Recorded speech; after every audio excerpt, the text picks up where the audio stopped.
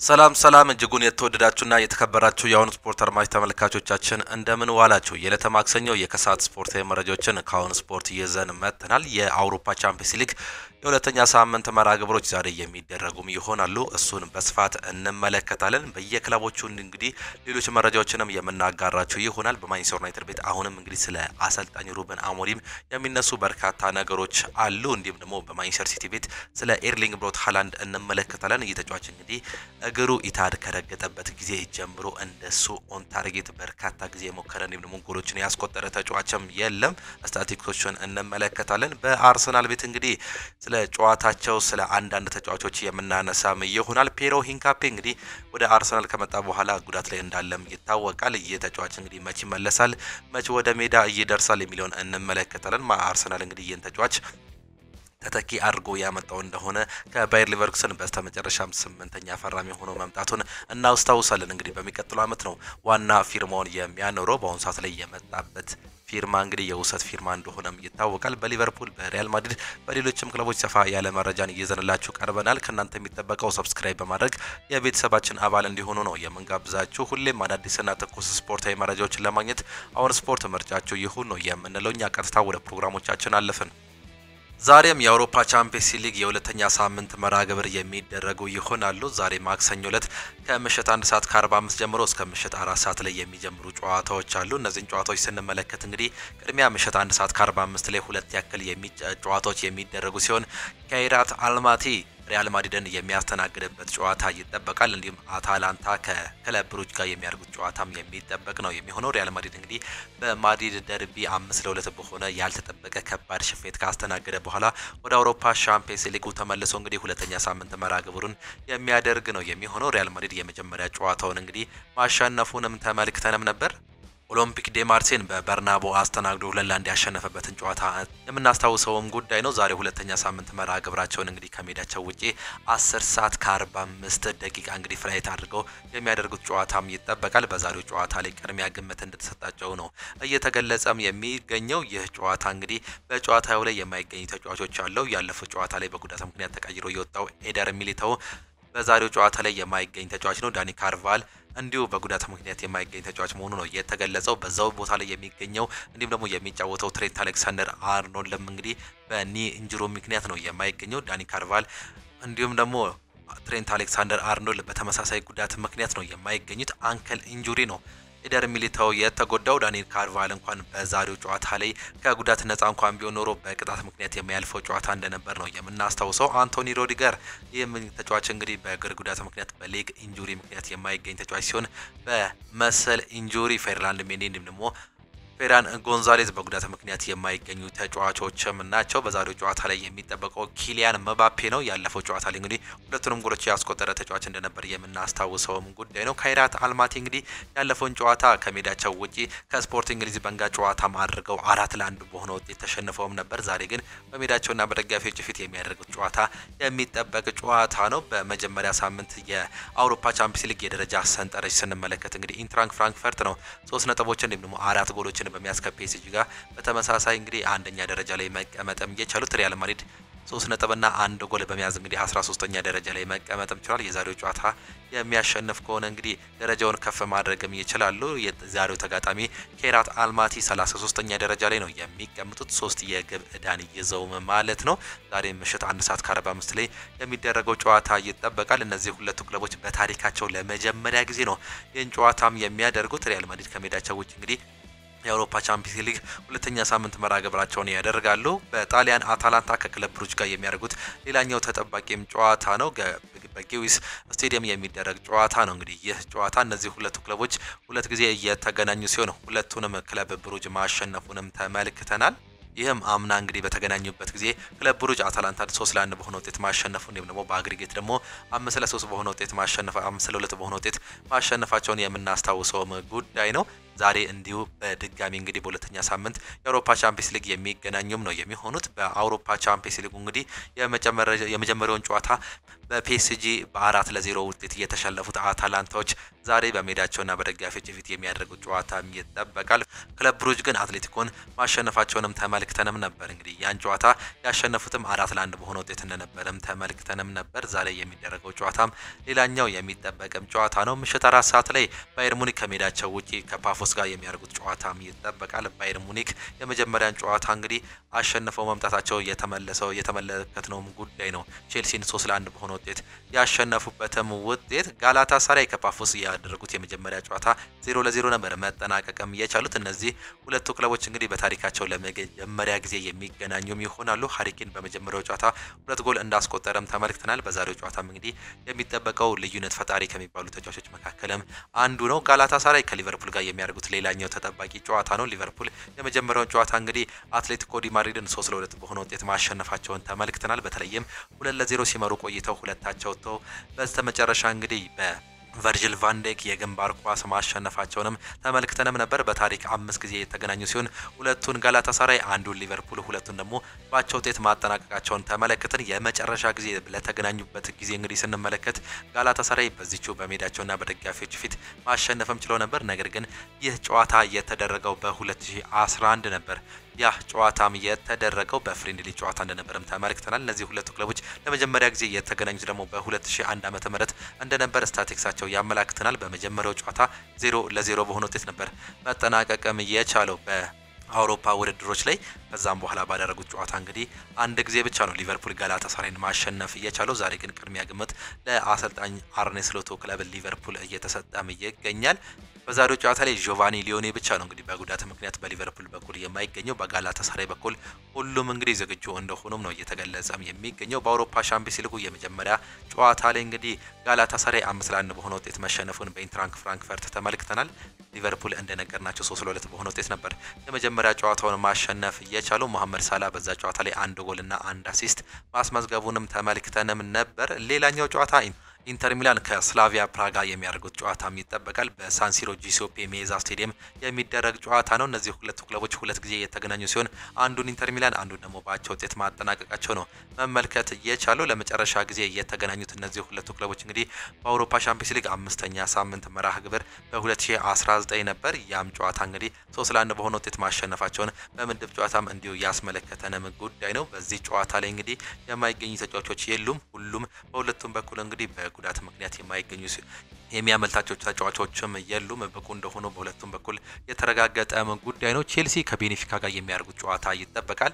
የጨዋታ እንግዲህ እንዲጠበቅ ያደረገው ወሳኙ ምክንያት አሰልጣኝ አርኔ ስሎት በሜዳቸውና በደጋፊዎች ፊት የቀድሞ አሰልጣኙን የሚያስተናግዱበት ነው። ቤኔፊካ እንግዲህ ከአንድ ሳምንት በፊት እንግዲህ ጆዜ ሞሪኒዮን ማስፈረማቸውን በአሰልጣኝነትም ተመልክተንም ነበር። አሰልጣኙ ዳግም ወደ ቼልሲ እንግዲህ ለሶስተኛ ጊዜ ይመለሳሉ። ዳግም እንግዲህ ወደ ቀድሞ ክለባቸውም ይመለሳሉ። ይህም በስታንፎርድ ብሪጅ የሚደረግ ጨዋታ ነው። በዚህ ጨዋታ ላይ እንግዲህ በርካታ የቼልሲ ተጫዋቾች በጉዳት ምክንያት አይገኙም። የኮል ፓልመር ጉዳት እንደተጠበቀ ሆኖ ትላንትና አሰልጣኙ እንደተናገሩት ከሆነ የሞሴስ ካይሴዶ፣ ጃኦ ፔድሮ እንዲሁም ደግሞ ሮሚዮ ላቪያና አንድሬ ሳንቶስ ጉዳት እንግዲህ አሁንም በጉዳት ምክንያት እንደማይገኙ ነው እየተገለጸ የሚገኘው። በርካቶቹ አጠራጣሪ መሆኑን አሰልጣኙም ገልጸዋል። እነዚህ ሁለቱ ክለቦች በታሪካቸው 4 ጊዜ እየተገናኙ ሲሆን 4ቱንም ቼልሲ ማሸነፍ ችሏል። ለመጨረሻ ጊዜ በተገናኙበትም ጊዜ አግሪጌት 6-2 በሆነ ውጤት ማሸነፍ መቻላቸው ነው የተመለከትነው። አምና በክለብ ወርልድ ካፕ ተገናኝተውም ነበር። ቼልሲ 4-1 በሆነ ውጤት ማሸነፍ መቻሉን በዛ ጨዋታ ላይም ተመልክተንም ነበር። በጨዋታው ላይ ሪስ ጄምስ፣ ክሪስቶፈር ንኩኩ፣ ዣኦ ፔድሮ እንዲሁም ደግሞ ኬራን ዲቪሪ ሆል ነበር ጎሎችን ማስቆጠር የቻሉት።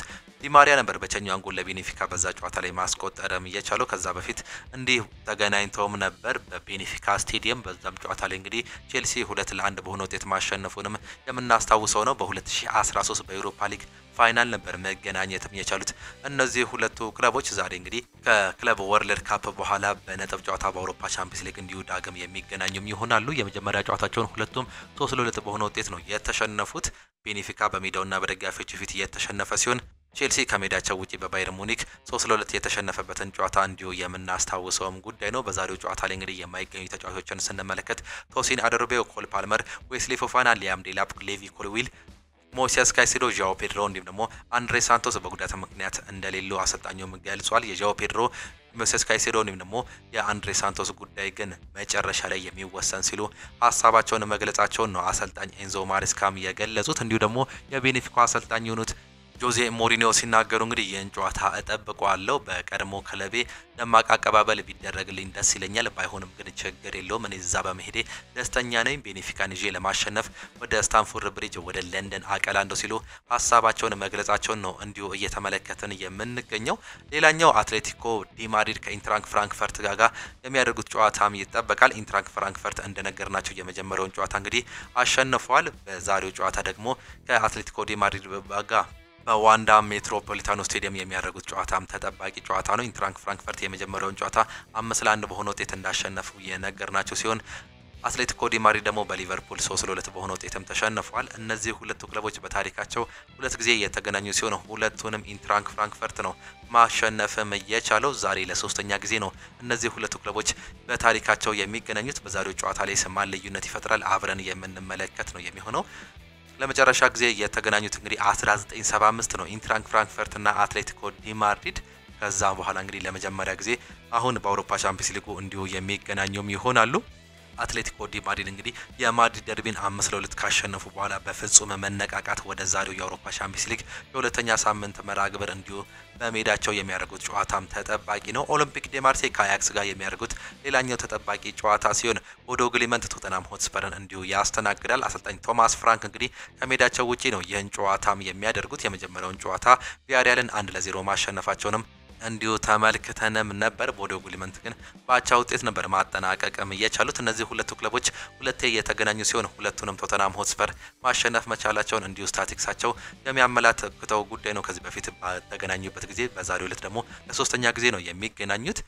በዩሮፓ ሊግ ሴሚፋይናል ነበር አምና መገናኘት የቻሉት። በደርሶ መልስ እንግዲህ 5-1 በሆነ ውጤት ማሸነፋቸውን ቶተናም ሆትስፐር አምናም ተመልክተንም ነበር። የዩሮፓ ሊግ አሸናፊ እንደነበሩ በአንጌ ፖስት ኮግሉ ዘመን እንዲሁ ተመልክተንም ነበር። ዶሚኒክ ሶላንኬ ደግሞ ፔድሮ ፖሮ ነበር ጎሎቹንም እንዲሁ ማስቆጠርም የቻሉት። ዛሬ ደግሞ እንዲሁ ከአመት በኋላ በአውሮፓ ቻምፒየንስ ሊግ ሁለቱም ክለቦች የሚገናኙም ይሆናሉ። ማን ያሸንፋል? ቀድሚያ ግምታችሁን እንግዲህ ኮሜንት ቦክስ ላይ ልታጋሩ እንችላላችሁ። የተወደዳችሁና የተከበራችሁ አድማጮቻችን ዛሬ የሚደረጉ የአውሮፓ ቻምፒየንስ ሊግ ተጠባቂ ጨዋታዎች እነዚህ ናቸው። ሪያል ማድሪድ ምሽት 1:45 ላይ ከሜዳቸው ውጪ የሚያደርጉት ጨዋታም ይጠበቃል። ፓፎስ ከባየር ሙኒክ ምሽት 4 ሰዓት ላይ፣ ሊቨርፑል ከጋላታሳራይ ከሜዳቸው ውጪ ምሽት 4 ሰዓት ላይ፣ ኢንተር ሚላን ከስላቪያ ብራ፣ ቼልሲ ከቤኔፊካ፣ አትሌቲኮ ዲ ማድሪድ ከኢንትራንክ ፍራንክፈርት እንዲሁም ደግሞ ቶተናም ሆትስፐር ከሜዳቸው ውጪ ከቦዶ ግሊመንት ጋር የሚያደርጉት ጨዋታ ተጠባቂ ጨዋታዎች ናቸው። እነዚህን ጨዋታ እንድታዩ እየጋበዝን ወደ ሌሎች ፕሮግራሞቻችን እናልፋለን።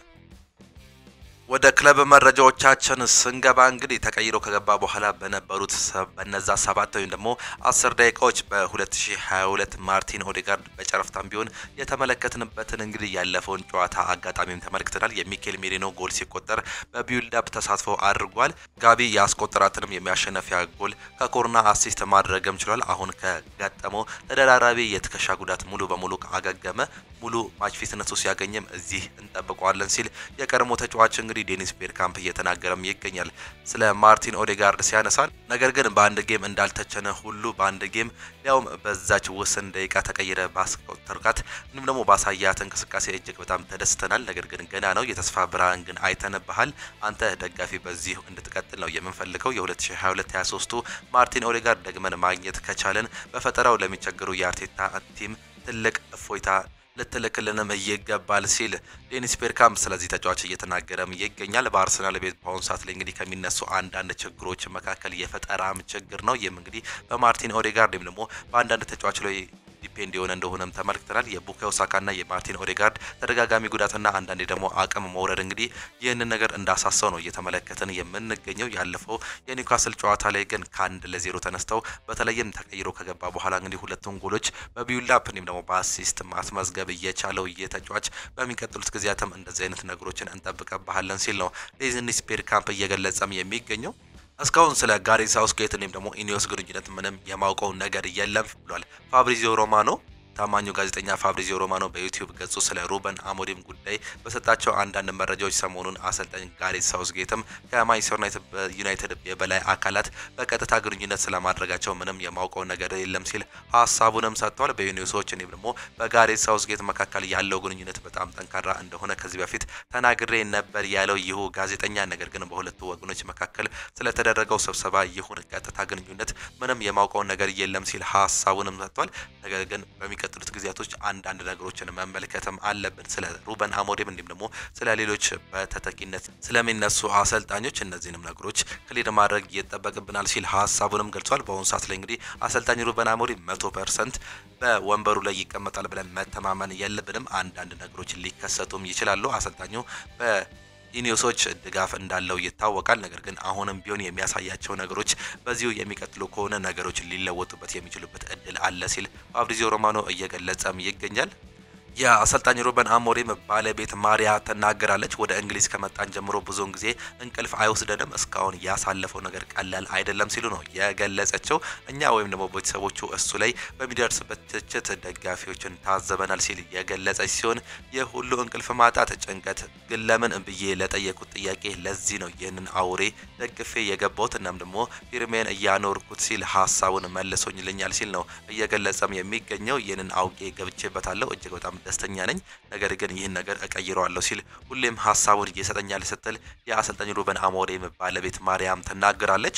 ሌላኛው እንግዲህ ከበርካታ ጊዜያት በኋላ ወደ ሜዳ ለመመለስ የተቃረበውን ተጫዋች እንመልከት። ታይለር ማላሲያ በአሰልጣኝ ሩበን አሞሪም ጥያቄ መሰረት ወደ ዋናው ቡድን ስብስብ መቀላቀሉ ነው እየተገለጸ የሚገኘው። ማንቸስተር ዩናይትድ እንግዲህ በዊንግ ባክ እንዲሁም ደግሞ በተከላካይ እየተጎዳም ይገኛል። ምናልባትም ይህን ተጫዋች እንግዲህ እንደ አንድ አማራጭ ለማድረግም ይመስላል እንግዲህ ወደ ዋናው ቡድን መቀላቀሉ በዛሬው ዕለት እየተገለጸ ይገኛል። ታይለር ማላሲያ ከጉዳት በኋላ ወደ ማንቸስተር ዩናይትድ ዋናው ቡድን አድርጎ እንግዲህ ጨዋታዎችን ማድረግ አልቻለም። በአሰልጣኝ ኤሪክ ቴን ሃግ ስር ነበር እንግዲህ ታይለር ማላሲያ ወደ ኦልድ ትራፎርድ እግሩ የረገጠው። ነገር ግን በአመጣጡ እጅግ በጣም ጥሩ እንቅስቃሴን ማሳየት የቻለው ታይለር ማላሲያ ከጉዳት በኋላ ግን የድሮ አቋምን ማሳየትም አልቻለም። በአሰልጣኝ ሩበን አሞሪም ስርም ምንም አይነት ጨዋታም አድርጎም አያውቅም። ከአንድ አመት በላይ የቆየው ታይለር ማላሲያ ወደ ዋናው ቡድን እንዳደገ መረጃዎች በስፋትም እያመላከቱም ይገኛሉ።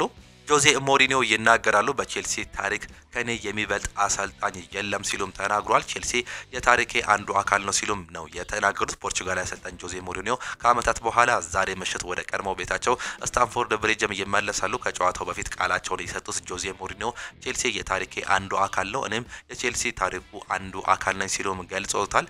ሁሌም ሰማያዊ እሆናለሁ ያሉት ጆዜ ሞሪኒዮ ቼልሲ ታላቅ አሰልጣኝ እንደሆነ አድርጎኛል፣ እኔም ክለቡ ትልቅ እንዲሆን ረድቻለሁ ሲሉ ተደምጧል። እኚሁ አሰልጣኝ እንደ አሰልጣኝ መጥቶ ለቼልሲ 4 የእንግሊዝ ፕሪሚየር ሊግ ዋንጫ እንደሚያነሳ ድረስ በቼልሲ ታሪክ ከኔ የሚበልጥ ማንም አሰልጣኝ የለም፣ ይህንን እኔ ብቻ ነኝ እስካሁን ድረስ ማሳካት የቻልኩት፣ ትልቁም እኔ ነኝ ሲሉ ሀሳባቸውን ገልጿል። ዛሬ እንግዲህ ወደ ስታንፎርድ ብሪጅ በመጣት ቤኔፊካን እየመሩ እንግዲህ ከቼልሲ ጋር በተቃራኒ ሆነው ይጫወታሉ።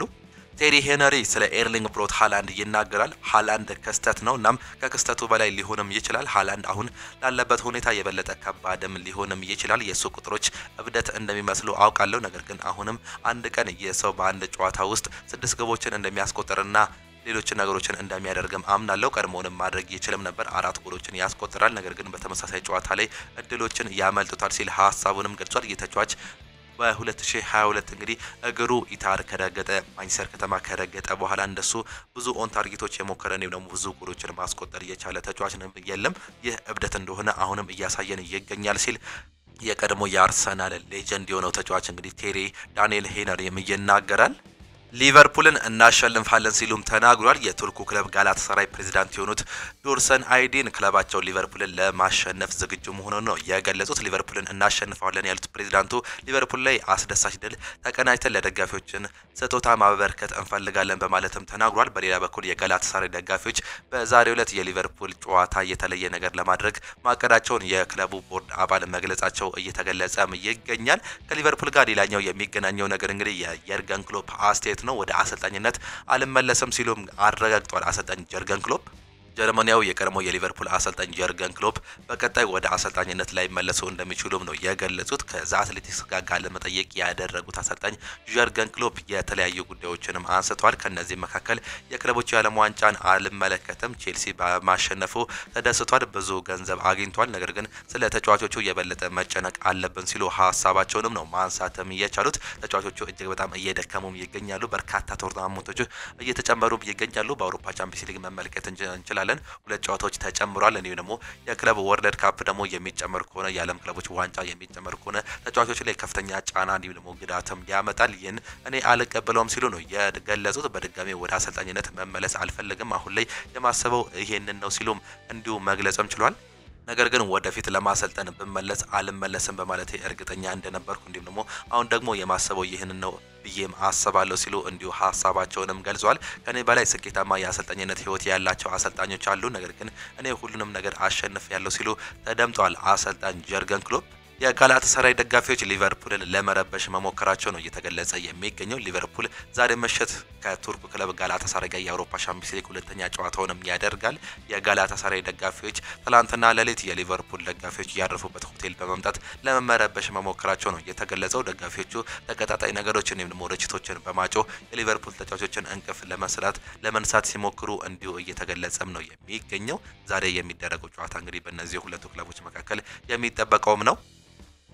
እጅጉን የተወደዳችሁና የተከበራችሁ የአሁኑ ስፖርት አድማጭ ተመልካቾቻችን ለዛሬ ነበረን ስፖርታዊ መረጃዎቻችን ይህንን እየመስሉ ነበር። ፕሮግራሞቻችንን እንዴት አያችኋቸው? ሀሳብ አስተያየታችሁን ኮሜንት ቦክስ ላይ ልታጋሩንም ትችላላችሁ። የዛሬ የከሳት ስፖርታዊ መረጃዎቻችን ይህንን እየመስሉ ነበር። በነገው ጠዋት ፕሮግራሞቻችን እስከምንገናኝ ድረስ ግን ቸር ሰንብቱ እያለን የዛሬ የአውሮፓ ቻምፒየንስ ሊግ ጨዋታዎችን እንድታዩ እንጋብዛችኋለን። ቻው ቻው። መልካም ጊዜ፣ መልካም ምሽት ይሁንላችሁ።